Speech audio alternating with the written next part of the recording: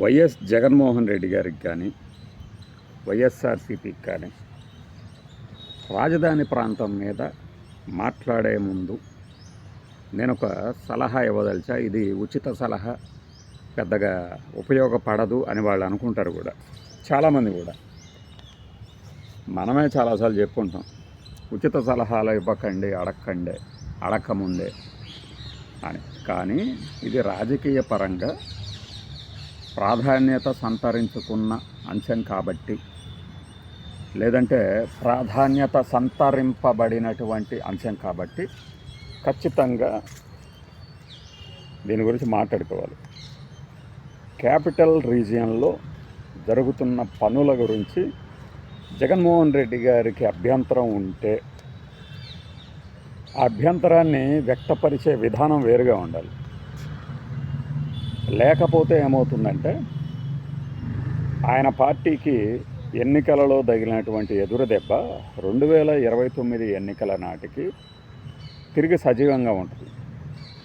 ఇటు టీడీపీ కూడా వాళ్ళు చేస్తున్నటువంటి అభివృద్ధి పనులు లేదంటే డెవలప్మెంట్ యాక్టివిటీస్ని ప్రమోట్ చేసుకుంటూ, ఇంకా అంటే నేను చెప్తుంది ఏంటంటే, రెండు పార్టీలు ఒకవేళ టీడీపీనే అమరావతి అంశాన్ని సెంటిమెంట్గా తీసుకుంది కాబట్టి దాన్ని ఎలా ప్రొజెక్ట్ చేసుకోవాలంటే, ఆల్రెడీ మేము ఇంత కన్స్ట్రక్షన్ చేస్తున్నాము, ఇంత జరుగుతుంది, 2027 నాటికి పూర్తి చేస్తాం అంటున్నారు కాబట్టి అఫ్కోర్స్ నిధులు సరిగ్గా అంది, ప్రకృతి కూడా సహకరిస్తే ఆ లోపు కూడా పూర్తి కావచ్చు. బట్ ఉపాధి కల్పన కార్యక్రమాలు అనేది కూడా వేగంగా జరగాలి.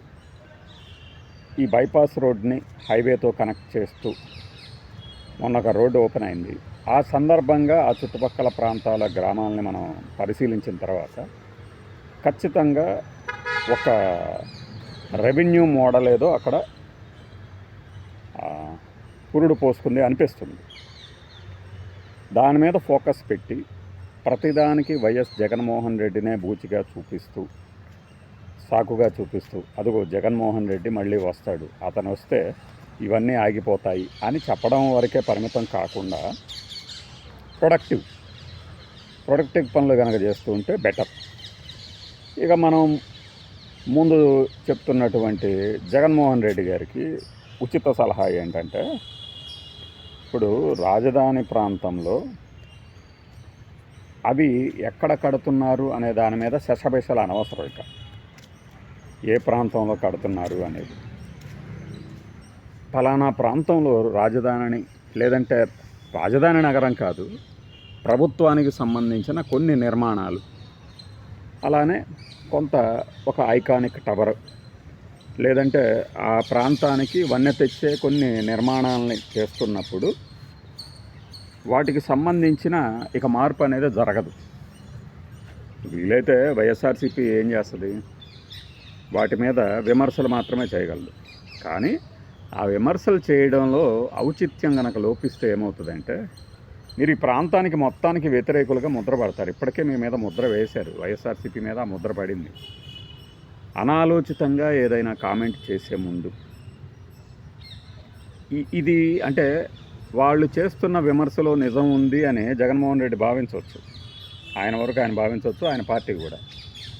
బట్ అది ఎప్పుడు పడితే అప్పుడు, ఎలా పడితే అలా మాట్లాడితే వీళ్ళ మైండ్ సెట్ మారలేదు, వీళ్ళని కనుక తిరిగి తీసుకువస్తే నష్టం తప్పదు అనే ఒక అభిప్రాయం కనుక వ్యాపించిందనుకోండి, నేను చెప్పాను కదా మొదట్లోనే, ఆ ఫలితం సజీవంగా మళ్ళీ తిరిగి వస్తుంది ఎన్నికలలో. 2029 ఎన్నికల నాటికి అమరావతి మీద తమ వైఖరేంటో స్పష్టం చేయాలి అని చాలామంది అభిప్రాయపడిన సందర్భంలో, ఒక సంవత్సరం క్రితం పేర్ని నాని వగేరాలు కొంత అభిప్రాయాలు మారినట్లుగా ఫీలర్లు వదిలారు. జగన్మోహన్ రెడ్డి కూడా సైలెంట్గా ఉన్నారు. కానీ ఒక 10 రోజుల క్రితం మాట్లాడిన మాటలు చూసినప్పుడు ఒక నెగటివ్ సిగ్నల్స్ని పంపించినట్లుంది తెలియకుండానే. అది నెగటివ్ కాకపోవచ్చు వాళ్ళ దృష్టిలో, బట్ ఏంటంటే జరుగుతున్న నిర్మాణాలకి వ్యతిరేకంగా వైఎస్ఆర్సీపీ మాట్లాడుతుంది అనే భావాన్ని ప్రజల్లో వ్యాపించేలాగా చేయగలిగారు. దాని నుంచి బయటపడాలంటే ఊరుకున్నంత ఉత్తమం లేదు అని నేను చెప్తాను. అమరావతి అంశానికి సంబంధించి ఇంకా ఆయనలో దుగ్ధ గనక అంటే మానవ నైజం అంటే హ్యూమన్ టెండెన్సీ ఎలా ఉంటుందంటే నేను వద్దన్న పని చేస్తున్నారే వీళ్ళు, నేను ఏది వద్దంటే అదే చేస్తున్నారే అని ఒళ్ళు మండటం బిగినైద్ది ఇంట్లో మొగుడు దగ్గర నుంచి బయట పై ఆఫీసర్ వరకు. అలా జగన్మోహన్ రెడ్డి గారి పార్టీ కానీ ఆయన కానీ ఫలానా చోట ఇది వద్దు అన్న తర్వాత ప్రభుత్వం తర్వాత వచ్చిన ప్రభుత్వం పూర్తి చేసి చూపిస్తే ఉక్రోషం కలగడం సహజం. కానీ అది రాజకీయ అవసరాల దృష్ట్యా దాని మీద సైలెంట్గా ఉండటం ఉత్తమం. లేకపోతే ఏమవుతుందంటే ఇప్పటికే టీడీపీ అంటే అధికార పక్ష కూటమి వీళ్ళు కేసులు కూడా వేస్తున్నారు అన్నారు. అదే గనక నిజమైతే అది చాలా తప్పిదమైన నిర్ణయం. మీకున్నటువంటి వ్యతిరేకతని కొంతకాలం ఆపాలి. లేకపోతే ఏమవుతుందంటే మొదటి నుంచి ఆది నుంచి వీరి తీరు ఇంతే అని గతాన్ని బూచిగా చూపించి భవిష్యత్తులో విజయం సాధించడం కూటమికి చాలా సులభం అవుతుంది. దానికంటే కూడా నేను ఈ మాట మనం గ్రౌండ్ లెవెల్లో మొత్తం చూసిన తర్వాత మాట్లాడుతున్నాం. దానికంటే కూడా మీకు ఇంకా అమరావతి మీద మాట్లాడాలనుకుంటే మేము అమరావతికి వ్యతిరేకం కాదు, రాజధాని అక్కడే ఉండాలి, మేము దానికి వ్యతిరేకం కాదు, ఆ ప్రాంతంలోనే ఉండాలి, అదంతా అమరావతి అనేది రాజధాని, దానికి వ్యతిరేకం కాదు. కన్స్ట్రక్షన్ జరుగుతున్న బిల్డింగ్స్ని వదిలేస్తే మిగిలిన చోట ఇంకొద్దిగా ముందుకు వచ్చి కూడా పెట్టాలి అనే ఒక స్పష్టంగా అందరికి అర్థమయ్యే భాషలో చెప్పాల. లేదనుకోండి ఇలానే అబాసు పాలవుతారు. లేదు ఇవన్నీ కూడా కాదంటారా, సైలెంట్గా ఉంటాం. ఊరుకున్నంత ఉత్తమం ఉండదన్నమాట. మౌనంగా ఉన్నంత మాత్రాన చేతకాని వాళ్ళు కాదు ఎవరు. అంటే నేను ఈ సందర్భంలో చెప్తున్నా, ఎక్కడైనా సరే ఒక పెద్ద తగాదా జరుగుతుంటే వాడు మౌనంగా ఉంటున్నాడు, భరిస్తున్నాడంటే వాడు అవతలవాడి వాదంతో ఏకీభవించినట్టేం కాదు. మనకెందుకు ఈ గోల అనుకోవచ్చు. అలానే అమరావతి ప్రాంతాల్లో మనం ఆ గ్రామాల్లో పర్యటించినప్పుడు కొన్ని విషయాలని గమనించాం ప్రస్ఫుటంగా. వాటి గురించి మనం తీరిగ్గా ఎప్పుడైనా మాట్లాడుకున్నాం. అది ఏంటంటే అక్కడ వచ్చినటువంటి మార్పులు. ఇక్కడ జగన్మోహన్ రెడ్డి గారికి కానీ ఆయన పార్టీకి కానీ చెప్పొచ్చేది ఏమిటంటే ఊరుకున్నంత ఉత్తమం లేదు. అలానే ఏదైనా మీకు విమర్శ అంటే ఇప్పుడు చంద్రబాబు నాయుడు గారు కూడా చెప్తారు కదా, మీది ఏదైనా విమర్శ మంచిగా చేస్తే తీసుకుంటామని. అలా ఒక విమర్శ చేయండి. ఇప్పటికే మేము చేసామనుకుంటారా, ఆ భాషను ఇంకాస్త రిఫైన్ చేయండి. లేకపోతే ఏంటంటే ప్రజల్లో ప్రతికూల సంకేతాలే కాదు, పార్టీ పట్ల యావగింపు కూడా కలుగుతుంది. మీకు ఇప్పుడు ఆల్రెడీ అండర్ కన్స్ట్రక్షన్లో ఉన్న బిల్డింగ్ల ప్రాంతం గురించి మీకు ఏదైనా అభ్యంతరం ఉంటే సూటిగా చెప్పండి. దాని మీద ఆల్టర్నేటివ్ని కూడా చెప్పాలి. నువ్వు పలానా చోట మంచినీళ్ళు బాగాలేవు అంటే ఎక్కడ మంచినీళ్ళు బాగున్నాయో కూడా చెప్పగలిగి ఉండాలి. లేనప్పుడు మనం అనవసరంగా బెదరగొట్టడం తప్పితే వేరేది ఉండదు. నేను మాట్లాడుతున్న దాంట్లోని భావం కొంతమందికి అర్థమవుతుంది, కొంతమందికి అర్థం అయినా కూడా అర్థం కానట్లు ఉంటాయి. ఇక మిగిలిన వాళ్ళు జగన్మోహన్ రెడ్డి మీదనే విమర్శలు చేస్తారు. వీళ్ళు అలాంటి వాళ్ళు ఇలాంటి వాళ్ళు అనుకునే వాళ్ళు అడుకోనేయండి. బట్ ఏంటంటే రాజధాని ప్రాంతంలో ఈ రోజున జరుగుతున్నటువంటి ఒక ప్రయత్నం ఏదైతే ఉందో దానిని అడ్డుకుంటున్నట్లుగా చర్యలు ఉండకూడదు. ప్రయత్న లోపం ఈ రెండు లోపం జరిగినప్పుడు ఓకే, ప్రయత్నం జరుగుతున్నప్పుడు అడ్డుకోకూడదు. కానీ ఒక విమర్శ చేయాలి. నువ్వు ఇదిగో ఈ పద్ధతిలో వెళ్తున్నావు, ఇది తప్పు, నేను ఇది చెప్పాను, నేను పలానా రోజున నేను దీనికి ఒప్పుకున్నాను అంటే నేను చెప్పింది ఇది అని చెప్పగలిగే భాష ఉండాలి, సమర్థత ఉండాలి, భావజాలం ఉండాలి వ్యాపింపజేయటానికి.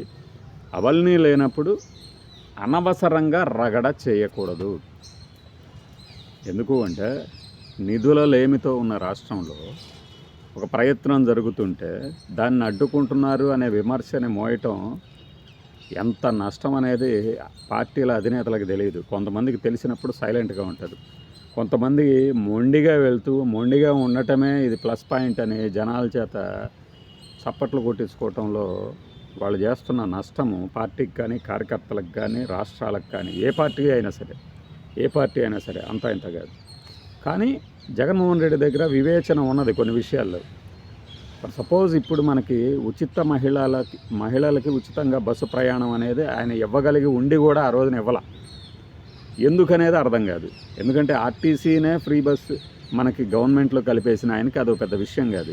ఈ రోజున ఆర్టీసీ ప్రభుత్వంలో విలీనమైంది కాబట్టే చంద్రబాబు నాయుడు గారు కానీ కూటమి ప్రభుత్వం కానీ చాలా హ్యాపీగా ఇవ్వగలుగుతుంది. అఫ్కోర్స్ ఆ రీఎంబర్స్మెంట్ జరుగుతుంది, అయినా కూడా విమర్శలు వ్యతిరేకత రాకుండా సిబ్బంది నుంచి, దానికి తోడు రుణమాఫీ అనేది కూడా, ఇంకా కొన్ని పథకాల మీద అతను ఒక స్టాండ్ తీసుకున్నాడంటే ఆ స్టాండ్ నుంచి బయటికి రాలా ఎన్నికల కోసమని. అంటే ప్లస్ పాయింట్లు మైనస్ పాయింట్లు బేరీ చేసుకున్నప్పుడు అలాంటి ఒక వ్యక్తికి రాజకీయంగా ఎవడో పక్కదారి పట్టిస్తున్నాడా, లేకపోతే మనమే అలా ఉన్నామా మానవ సహజమైన భావోద్వేగాలతో, అది ఆలోచించాలి. అది వయసుతో పాటు వస్తుంది. ఇప్పుడు మనల్ని ఒకడు వచ్చి బెదిరిస్తున్నాడు అంటే అవతలోడు శక్తి సామర్థ్యాలను అంచనా వేయగలిగి ఉండాలి. వేయగలిగి ఉన్నప్పుడే అతనికి ఎదురెళ్ళాలి, లేనప్పుడు తప్పుకోవడంలో తప్పేమీ లేదు. ఇలాంటి అనుభవాల నుంచి పాఠాలు నేర్చుకున్నప్పుడు అది అలవాటు అవుద్ది. అలానే జగన్మోహన్ రెడ్డి తన అనుభవం నుంచి ఏం పాఠం నేర్చుకుంటాడు అనేది కాలం మన ముందు నిలబెడుతుంది. అప్పుడు ఎవరు ఎటు అనేది మనమేం ప్రత్యేకంగా డిసైడ్ చేయక్కర్లా.